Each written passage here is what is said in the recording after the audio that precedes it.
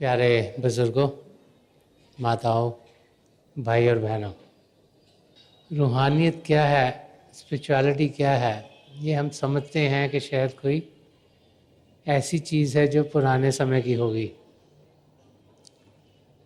लेकिन जब से इंसान धरती पर आया है उसके अंदर ये सवाल उठते चले आए हैं कि मैं कौन हूँ, मैं कहाँ से आया, कहाँ मैंने जाना है, इस धरती पर जब मैं पैदा हुआ तो मेरा पर्पस क्या है, मकसद इस दुनिया में आने का क्या यही है कि बच्चा थोड़ा सा बड़ा हुआ, अपनी कल्चर्स को सीखा, उसने पढ़ा लिखा, नौजवानी की दौर तक पहुंचा, जैसा कि कहता है उसकी शादी हुई, उसको काम लगा कोई ना कोई, उसके अपने बच्चे हुए, उनको पालता पोसता हुआ और दुनिया से चल बसा।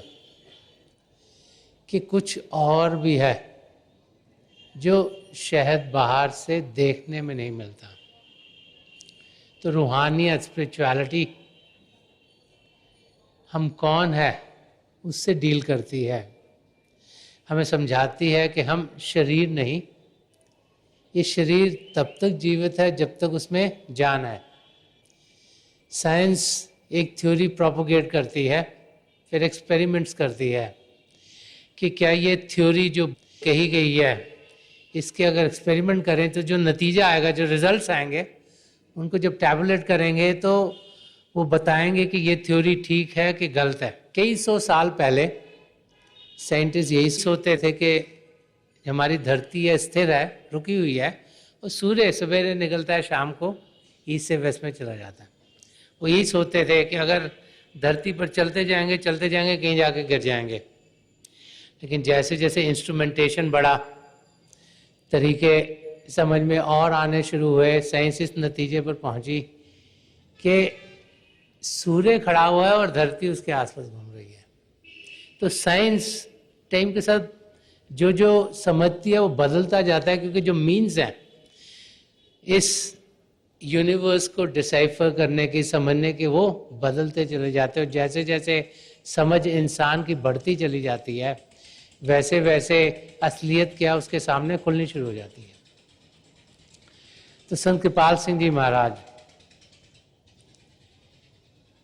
ने इस जमाने में, जबकि साइंस का बहुत बोलबाला था, रूहानियत को बड़े साइंटिफिक तरीके से समझा और समझाया।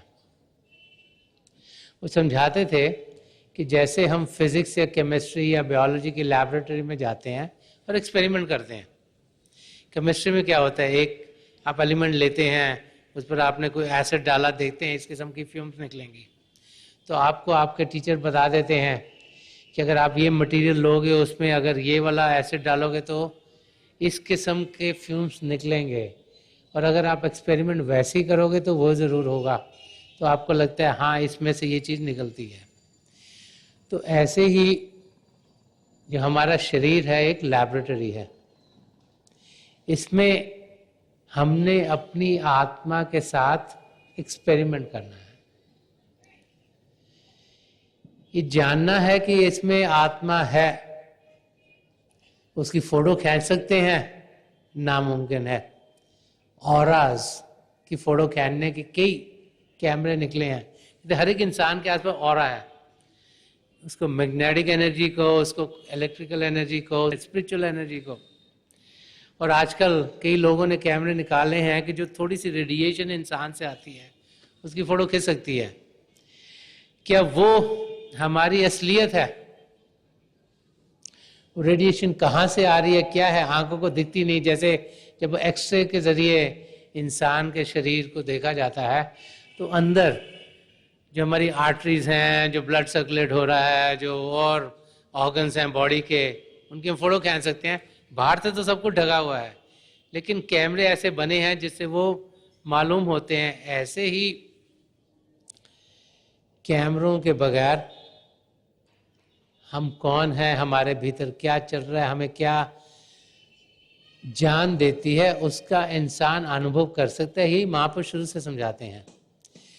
तो जो थ्योरी, अगर उसको थ्योरी कहा जाए, जो महापुरुषों ने प्रोपोगेट की, चलाई, वो ये है कि एक प्रभु है, एक परमात्मा है। किसने उसको देखा है? इन आंखों से देख सकते हो?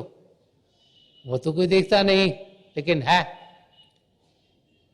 उसका एक्सपीरियंस कैसे किया जाए, उसका अनुभव कैसे किया जाए? जब महापुरुषों के लफ्जों को पढ़ते हैं, सुनते हैं, तो बार बार बार हर एक धर्म ग्रंथ में कॉमनैलिटी है। वो समझाते हैं कि प्रभु के दो जाति रूप हैं, ज्योति और श्रुति, लाइट एंड साउंड। ये हर एक धर्म ग्रंथ में आया है। गुरबानी में आया है, अव्वल अल्लाह नूर उपाया, कुदरत के सब बंदे, एक नूर ते सब जग उपजा, कौन भले कौन मंदे। एक ही नूर है, उसको हम नाम कहें, शब्द कहें, कलमा कहें, light and sound of God कहें, क्रिएटिव पावर कहें, होली वर्ड कहें, उसके जरिए सारी सृष्टि रची गई। बाइबल में जो क्रिश्चियनिटी का धर्म ग्रंथ है भी आया कि if thine eye be single the whole body shall be full of light, कि अगर आपका ध्यान एक तरफ टिक गया अंदर की ओर, तो आपके अंदर जगमग जगमग आपको रोशनी ही रोशनी के दर्शन होंगे। पिछले 25 साल से एक नई फील्ड डॉक्टरों ने निकाली है, जिसे नियर डेथ एक्सपीरियंस की फील्ड कहा जाता है। एक ऐसी फील्ड जिसमें कि डॉक्टर्स ने ये अनुभव किया कि बहुत से लोग हॉस्पिटल में या किसी एक्सीडेंट के बाद उनको ये अनुभव हुआ कि वो शरीर से अलग हैं। कोई सर्जिकल रूम में टेबल पर थे, डॉक्टर्स उनके ऊपर काम कर रहे हैं, और एकदम से उस इंसान ने जिसके ऊपर ये सर्जरी हो रही है रियलाइज़ किया कि वो शरीर से बाहर है। चाहे वो ऊपर जो सीलिंग है उसके आसपास हैं, क्योंकि वो अपने शरीर को देख पा रहे थे। डॉक्टर्स नर्सेज जो फ्रैंटिकली उनके ऊपर काम कर रहे उनको देख पा रहे थे, और देख ही नहीं पा रहे, सुन भी रहे थे क्या हो रहा है। और फिर बड़ों ने कहा कि वो दीवार से यूं निकल गए जैसे दीवार है ही नहीं, और बाहर देखा कि वेटिंग रूम में उनके फैमिली मेम्बर्स, उनके रिश्तेदार, दोस्त बैठे हुए हैं, फिक्र कर रहे हैं। कईयों ने ये भी कहा कि वो 100-200 मील दूर पहुंच गए, क्योंकि उन्होंने ये बताया कि हम इसको मिले, उसने ये पहना हुआ था, वो ये कर रहे थे। जो कि बाद में जब सारा डाटा कलेक्ट हुआ तो कराबेट हुआ कि ठीक था जो बोल रहे थे। और फिर उन्होंने कहा कि हम एक ऐसी जगह पर पहुंच गए जहाँ रोशनी रोशनी थी, और कईयों ने कहा कि हम वहाँ एक रोशनी के फरिश्ते से मिले। कईयों ने उस फरिश्ते को अपने जो रिलीजन्स के उनके फाउंडर्स थे उनके शेप में देखा। कईयों ने देखा कि कोई फरिश्ता था रोशनी से भरपूर। और बहुतों ने कहा कि उनको जैसे लाइफ रिव्यू मिला, कि उनकी ज़िंदगी में जो इम्पोर्टेंट चीज़ें थी वो क्या थी, वो वहाँ पे उनको देखने को मिली। और ना ही देखने को मिली, अगर उन्होंने कुछ अच्छा किया तो उन्हें कितनी खुशी उन्होंने किसको पहुँचाई उसका अनुभव हुआ, और कुछ बुरा किया तो उन्होंने कितना दुख दर्द दिया वो भी अनुभव हुआ। लेकिन चाहे उन्होंने खुशी दी चाहे दर्द दी, उन सब ने यही कहा कि हमें उस रोशनी के फरिश्ते ने अपनी आगोश में लिया, इतना प्रेम दिया कि हमने ज़िंदगी में कभी देखा नहीं था। और कहते इतनी खुशी हमें मिली कि हम वापस नहीं आना चाह रहे थे। चाहे किसी की पत्नी थी, किसी का पति था, किसी के बच्चे थे, किसी के माँ बाप थे, लेकिन वो शरीर में वापस आए। और जब उन्होंने ये बातें करनी शुरू करी, पहले तो सबने कहा इनका दिमाग खराब हो गया, ऐसे हो ही नहीं सकता।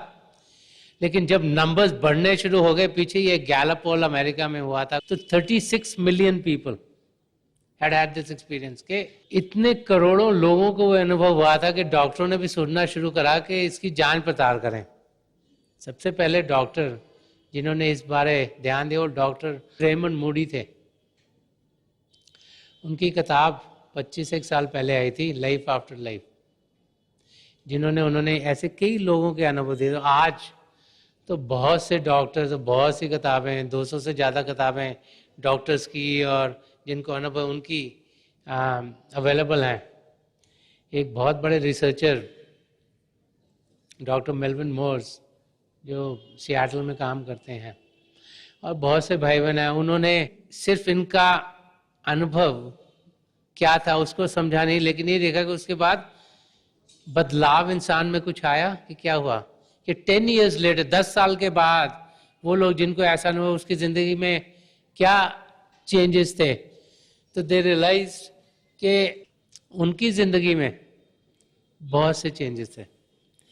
वो सब अपने धर्म ग्रंथों में ज़्यादा जाना शुरू हो गए, वो कम्युनिटी सर्विस में एक दूसरे के मददगार बने। बहुतों ने अपने जॉब्स बदल लिए ताकि वो किसी के फायदेमंद हो सकें। उनकी जिंदगी प्रेम से भरपूर होनी शुरू हो गई। और जब इस एक्सपीरियंस को समझने की कोशिश डॉक्टरों ने करी तो रूह क्या है, आत्मा क्या है, उसके चिन्ह उनको मिलने शुरू हुए।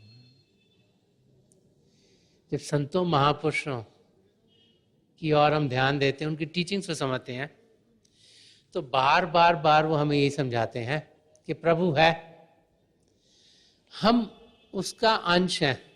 तो थ्योरी ये है कि परमात्मा है, हम आत्मा हैं, और आत्मा का मिलाप परमात्मा से हो सकता है। यही मकसद जिंदगी का है। वो किया कैसे जाए?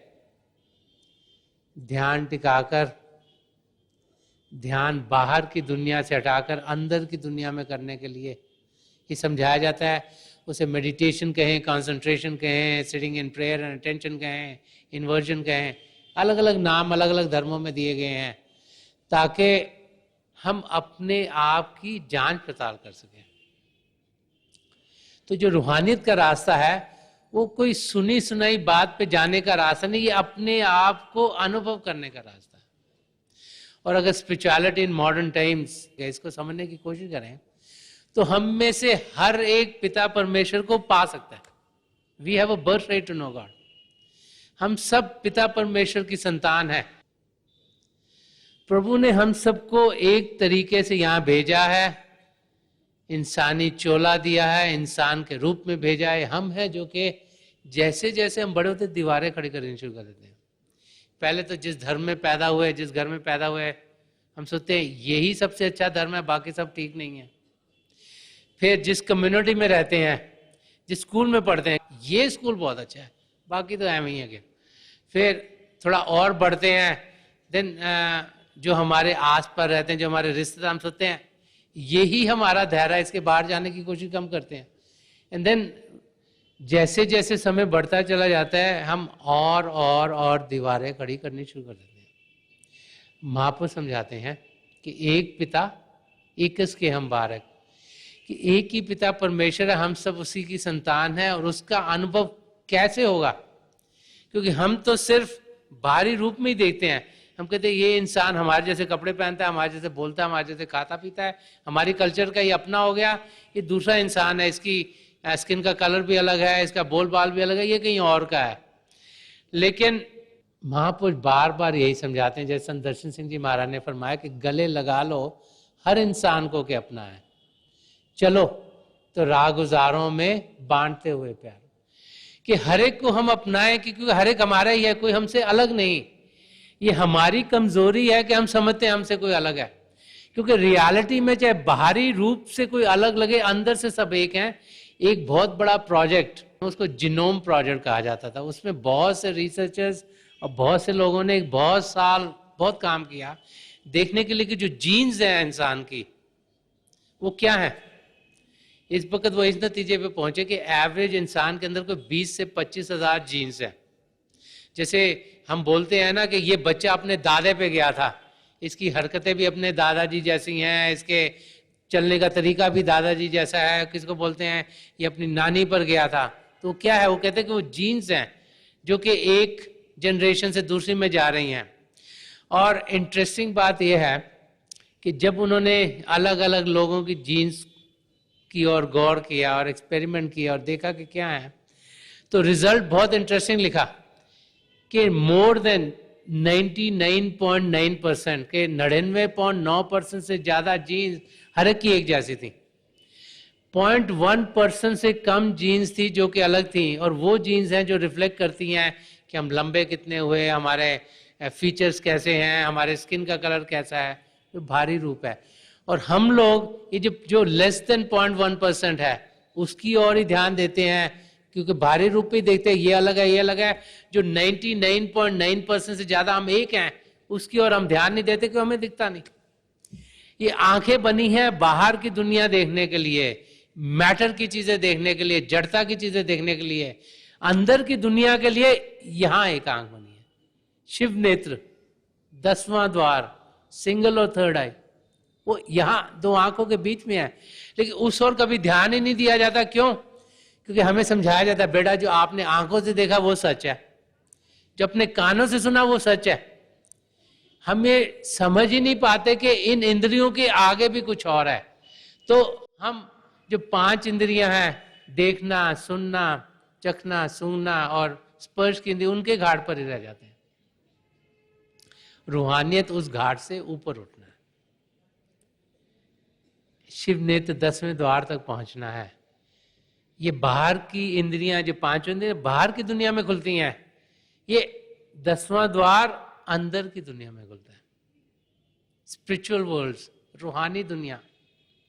मीराबाई ने फरमाया कि मीरा मन मानी सूरज सयाल आसमानी। कहती मैं तो मानती नहीं थी कुछ है शरीर के आगे, मानी कब? मीराबाई को तो सब कृष्ण जी महाराज की पुजारन समझते हैं, लेकिन जैसे उनकी जिंदगी बढ़ी वो सगुन भक्ति से निर्गुण की ओर गई। सन रविदास जी महाराज उनकी जिंदगी में आए, उन्हें नाम की देन दी, उनका शिव नेत्र खोला, और उसके बाद जब वो अंदर की दुनिया में उड़ान कर पाई तो उन्होंने फरमाया कि मीरा मन मानी सूरज सयाल आसमानी, कि जब मेरी सूरत ने अंदर की दुनिया में उड़ान की तभी मुझे यकीन हुआ कि इसके आगे भी कुछ और है।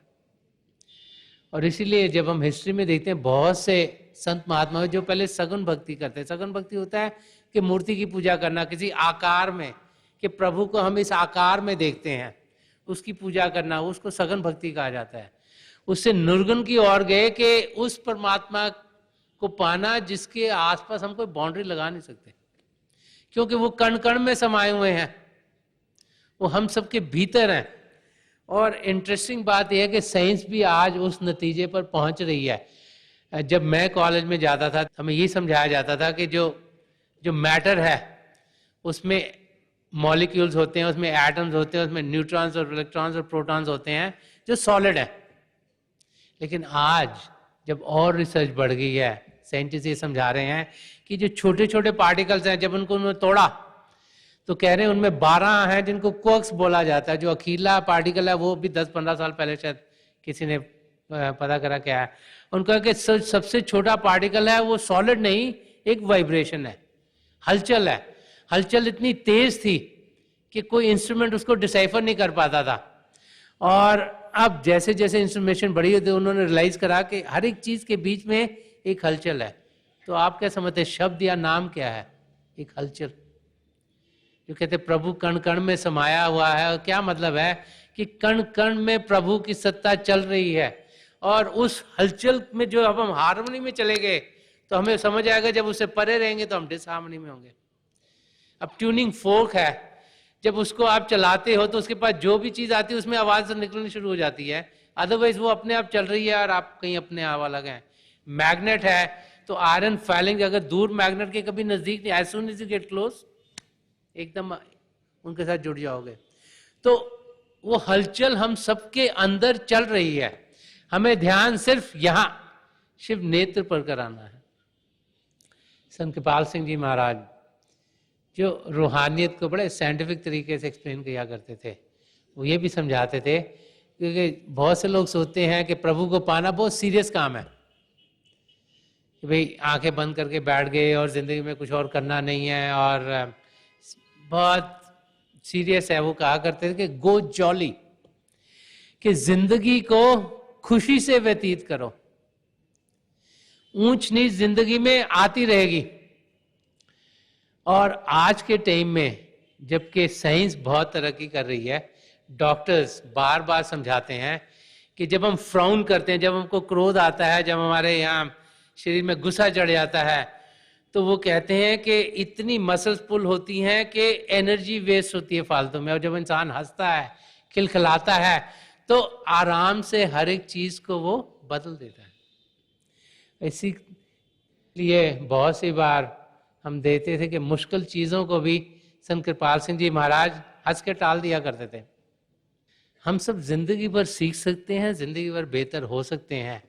और मुश्किलें ऊंच नीच जिंदगी में हम सबकी जिंदगी में आता रहता है, पर उसको हंस के जो टाल देता है वो मुसीबत में से निकल जाता है। एक अब्राहम लिंकन की लाइफ का बड़ा अच्छा वाकया है। वो कहते हैं कि जो Abraham Lincoln, he was considered one of the better presidents of America, वो बड़े जज थे, और उनके टाइम में नॉर्थ और साउथ अमेरिका में उनका झगड़ा चल रहा था, तो try to bring them together. तो लोगों ने जो उनकी साइड के उनको कहा कि आप तो दूसरे एनिमल से बातचीत क्यों करते हो? तो उन्होंने बड़े प्यार से कहा कि when I make friends of my enemies don't you think I kill them already. हम अगर उनसे अलग रहेंगे तो उनसे गड़बड़ होगी, अगर उनसे दोस्ती करेंगे तो जो भी हम में भाव है वो खुद ना खुद हटते चले जाएंगे। तो एक बारी उनको एज अ जज बिठाया गया कि दो लोगों की बहुत लड़ाई हो रही थी, और वो बड़ी सिली सी बात पे बात कर रहे थे। टॉपिक ये चल रहा था कि जो मॉडल इंसान होना चाहिए, उसके पैर, उसकी टांगे कितनी लंबी होनी चाहिए।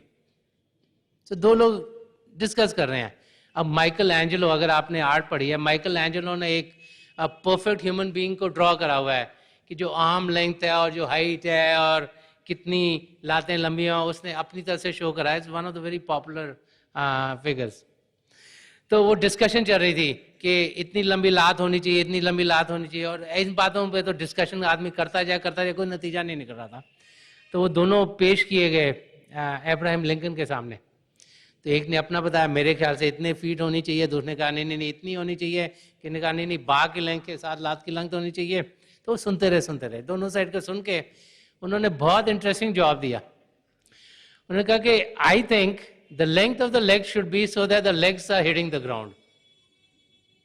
उसको हंसी में टाल दिया कि लंबाई इतनी होनी चाहिए कि जो पैर जो लाते हैं जमीन को लगनी चाहिए, और हंसी से वो जो इतनी उनकी लड़ाई झगड़ा चल रहा था उसको टाल दिया। तो हम लाफ्टर के साथ, हंसी के साथ, जॉली होकर जिंदगी में से गुजर सकते हैं।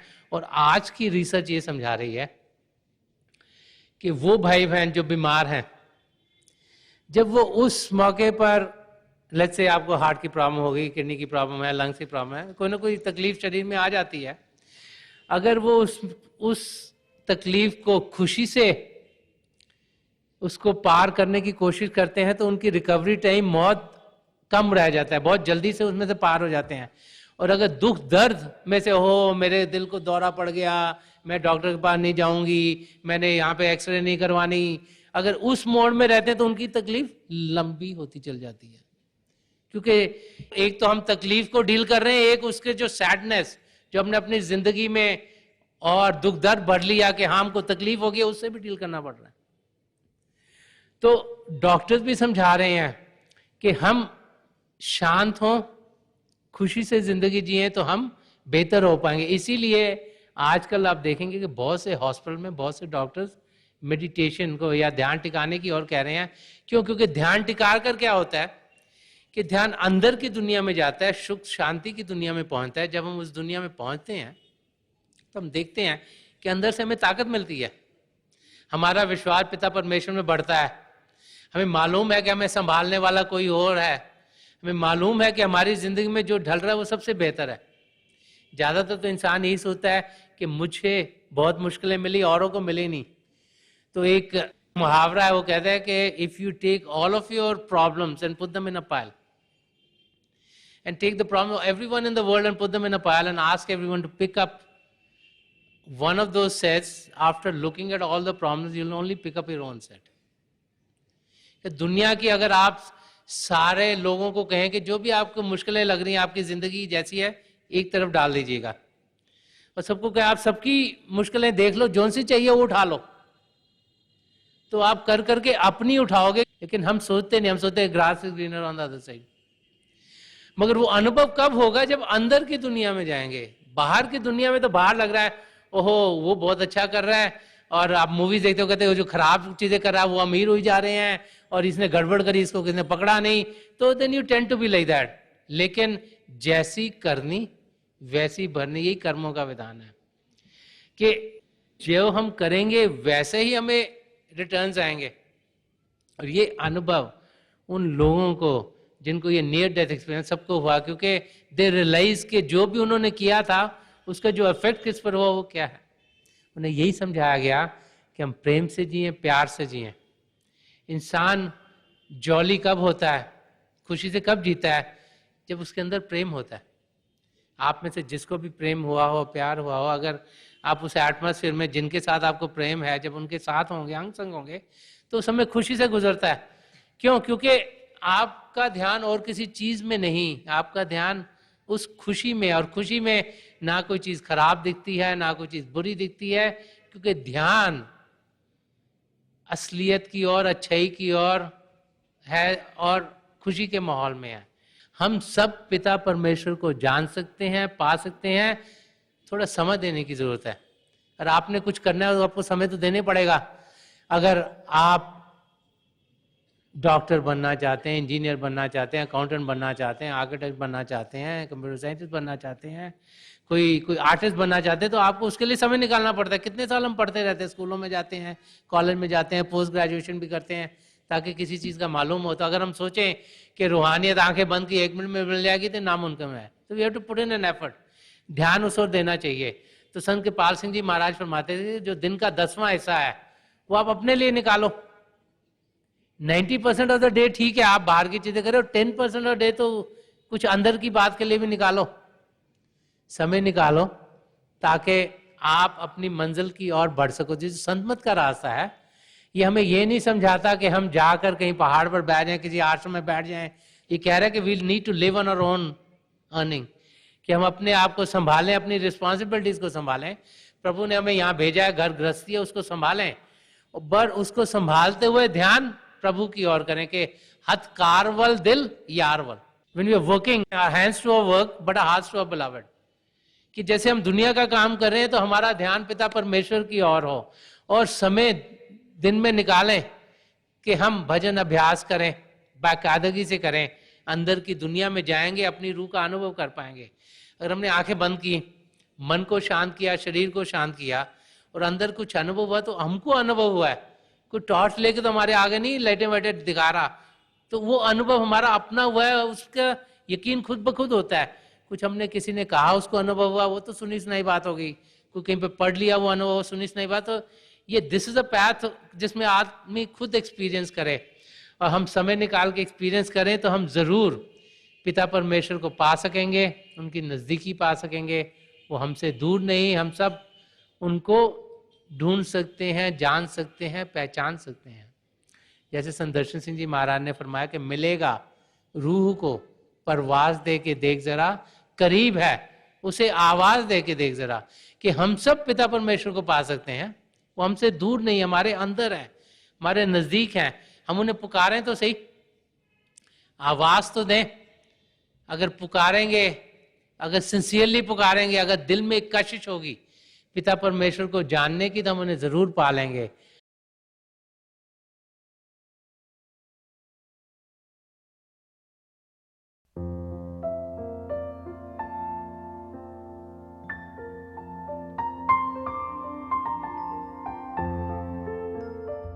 तो थोड़ी देर के लिए हम सब अभ्यास के लिए बैठ जाएं।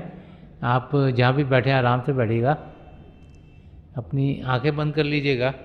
ये जो आई बॉल्स आँखों के डरने सीधे सामने फोकस हो, जैसे हार्ट से सामने आप फोकस हो। आंखें बंद करते ही वो भाई बहन जिन्हें नाम की देन मिली, आप सिमरन कीजिएगा। और जो भाई बहन यहाँ नए हैं, आप पिता परमेश्वर के किसी भी जाति नाम का जाप कीजिएगा। जाप मन ही मन करना, ऊंचा नहीं दोहराना। मेरी प्रभु के चरण कमलों में, और जो पिछली संचि के महापुरुष हैं, हजूर बाबा सावन सिंह जी महाराज, परम संत कृपाल सिंह जी महाराज, और दयाल प्रसन्न दर्शन सिंह जी महाराज के चरण कमलों में यही प्रार्थना है कि जो जो हम सबके लिए बेहतर हो, ये महापुरुष हमें दें, हमें सबके साथ जोड़ें, और हमारे भीतर प्रभु की ज्योत के हमें दर्शन करवाएं। थोड़ी देर में मैं आपको इस बैठक से उठाऊंगा, और मेरी शुभकामनाएं आप सबके साथ हैं।